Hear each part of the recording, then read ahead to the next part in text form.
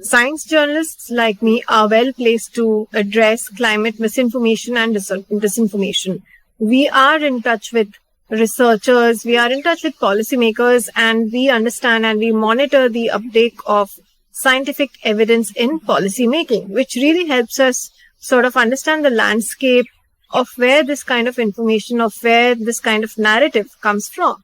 Now, one of the ways that climate misinformation, disinformation sort of impacts public behavior is through narrative setting. One of the narratives that's been set actually is planting trees to solve the climate crisis, with people wanting to change their behavior, with people wanting to be a part of the climate solution or climate action.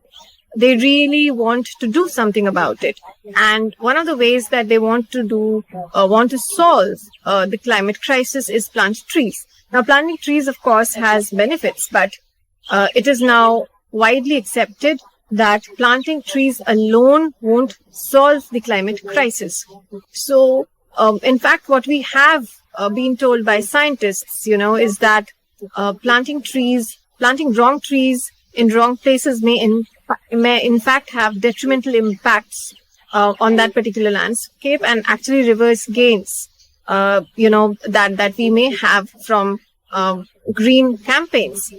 In fact, planting trees which are not native or not really local to the region can actually bring in invasive species, which also alters the ecosystem of that particular place. So we got to be really careful about the kind of trees that we plant while we want to do our bit in sort of taking action and addressing climate change.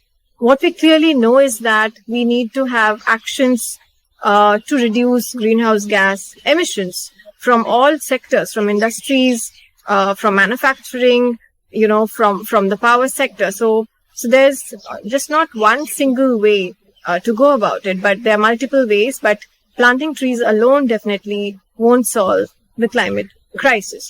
And, this is one of the ways where journalists can actually come together with researchers and policymakers to sort of set these kind of narratives, right?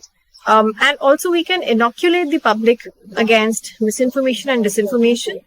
And we can do this by not bombing them with facts, but actually telling stories that sort of bring out these kind of signs, bring out the evidence, and also by sort of not really forcing them to change their behavior, but also sort of just placing the facts, the context out there, and then, let them have a go at it. Let them have access to that information. So access to information by the public, especially access to scientific evidence, that kind of sets the record straight, that kind of counters false narratives or counters misperceptions, is one of the ways that science journalists such as we work on.